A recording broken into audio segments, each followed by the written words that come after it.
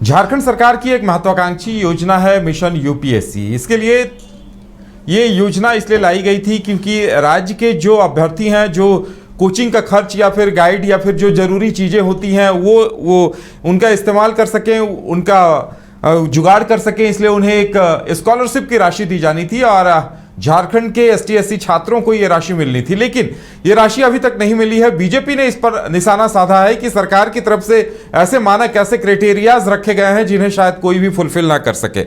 ज्यादा जानकारी के लिए इस वक्त हमारे साथ हमारे संवाददाता सौरभ हैं। सौरभ, देखिए, सरकार ने काफी जोशो खरोश के साथ इस योजना को लॉन्च किया था। इस योजना को लेकर बीजेपी ने जो कुछ कहा है, क्या कुछ मायने हैं उसके? जी बिल्कुल, देखिए, झारखंड सरकार के कल्याण विभाग के तहत इस मिशन यूपीएससी योजना को लाए गए हैं। बीते 25 फरवरी को एक नोटिफिकेशन कल्याण विभाग की ओर से जारी किए गए, जिसमें मिशन यूपीएससी के तहत झारखंड के 100 आदिवासी छात्रों को दिल्ली में यूपीएससी की तैयारी में जो कोचिंग करने हैं उसमें जो पैसे खर्च होंगे, इसमें आर्थिक सहायता देने की बात कही गई है।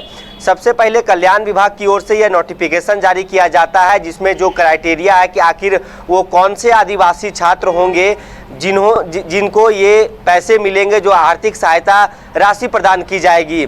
उनमें इस नोटिफिकेशन में कई प्रकार के क्राइटेरिया बताए गए हैं कि जो 100 छात्र होंगे, कैसे उनको यूपीएससी की तैयारी के लिए जो सरकार की ओर से राशि दी जाएगी। राशि की यदि बात की जाए तो सबसे पहले यह बता दें कि 100 आदिवासी छात्रों को जो राशि देने की बात सरकार की ओर से की जा रही है, 80,000 रुपया एक वर्ष में देने हैं और 2 किस्तों में ये पैसे आएंगे। अब इसको लेकर कहीं ना कहीं जब नोटिफिकेशन जारी हुआ है, इसके बाद इसको लेकर मुहर लगनी बाकी है कि कब से ये पैसे मिलेंगे। बीजेपी ने कई सवाल सरकार से पूछे हैं कि आखिरकार इस मिशन यूपीएससी के तहत सरकार करना क्या चाहती है और सरकार की मंशा क्या है।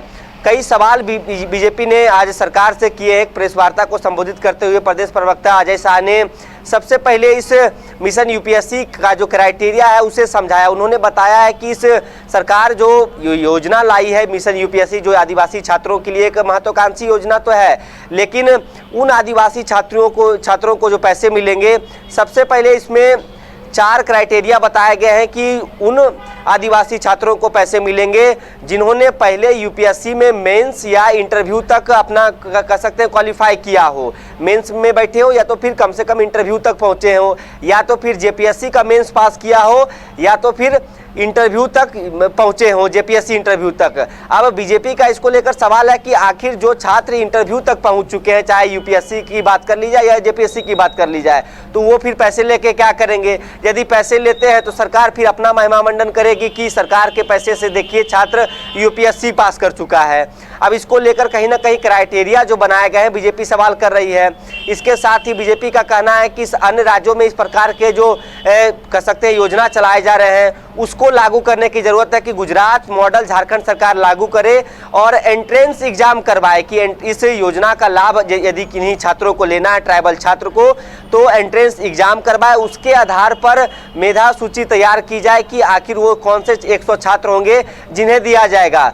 इसके साथ ही दिल्ली में यह राशि जो दिल्ली में तैयारी करेंगे छात्र, उनको देने की बात कही गई है। इसके साथ ही 80,000 रुपया जो दिए जाएंगे, वो उसके लिए यदि जो जिस कोचिंग में यह पढ़ाई कर रहे हैं, जांच किए जाएंगे कि आखिर 80,000 से ज़्यादा लग रहे हैं या कम लग रहे हैं। तो उन्होंने कहा है कि दिल्ली की यदि बात की जाए तो देश की राजधानी दिल्ली में रहने और खाने का ज़्यादा पैसा लगता है पढ़ाई के मुताबिक। यदि पढ़ाई की बात की जाए तो लॉजिंग और फूडिंग में ज़्यादा पैसे खर्च होते हैं। तो ऐसे में जो क्राइटेरिया बनाए गए हैं, इसको लेकर कहीं ना कहीं सरकार की मंशा साफ नहीं दिख रही है। इस प्रकार के कई जो योजनाएं अन्य राज्यों में चल रहे हैं और उन्होंने सीधा कहा है कि कहीं ना कहीं विभाग और कोचिंग संचालन के बीच ये साठगांठ होगी और डमी कोचिंग बनाए जाएंगे और वहां से पैसे निकालने की कोशिश की जाएगी। अब इसको लेकर सरकार एक कह सकते हैं कि रोड मैप तैयार करे कि वो 100 जो छात्र होंगे, ट्राइबल छात्र होंगे झारखंड के,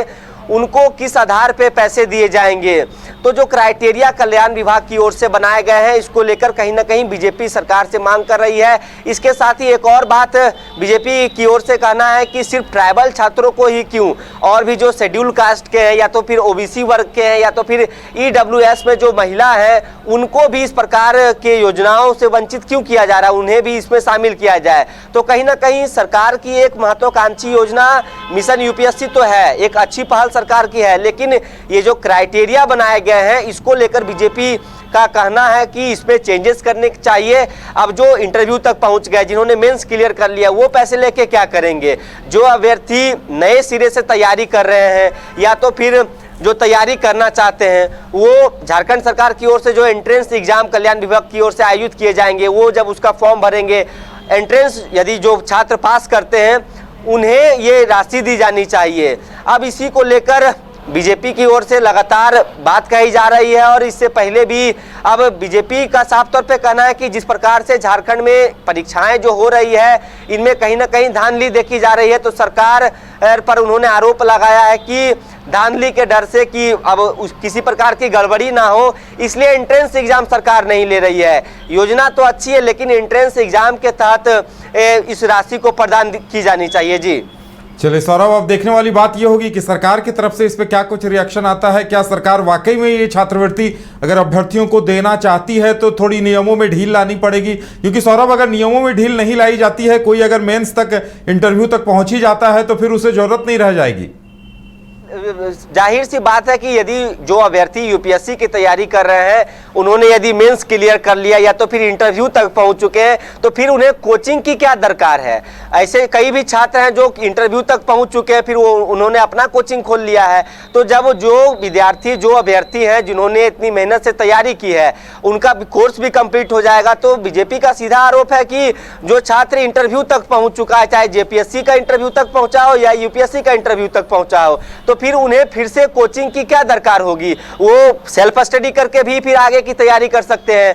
लेकिन जो नए सिरे से जो छात्र तैयारी करना चाहते हैं यूपीएससी की, जिनकी मन में एक चाहत है कि यूपीएससी क्रैक करें और कह सकते हैं कि झारखंड का नाम रोशन करे, दिल्ली जैसा जो कह सकते हैं बड़ा शहर है, वहां रहकर तैयारी करने में जाहिर सी बात है कि पैसे लगते हैं। सरकार की अच्छी पहल है, लेकिन इंटरव्यू तक जो बच्चे पहुंच चुके हैं, फिर उनको पैसे की क्या दरकार है। फिर से तो वो कोचिंग करेंगे नहीं, उनका तो कोर्स कंप्लीट हो जाएगा।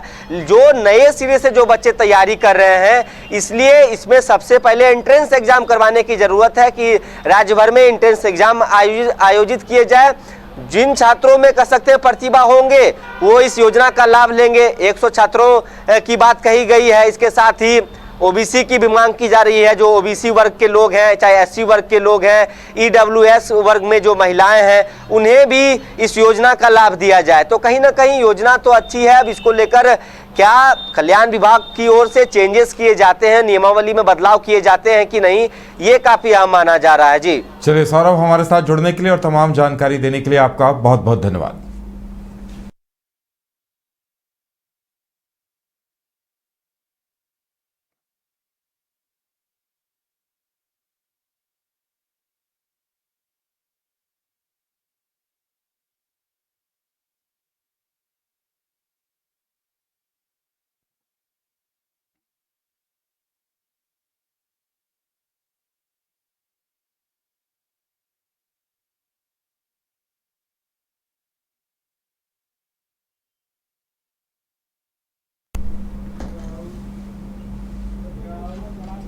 विश्व स्तरीय मेडिकल सुविधाओं से युक्त रांची का देवनिका हॉस्पिटल, जहां है neonatal ICU, burn intensive care unit, modular operation theatre, 24/7 emergency trauma service, multi disciplinary ICUs, emergency care, MRI, CT scan, advance cath lab, fully automated path lab, echo, ultrasound, ultra modular patient beds और pharmacy.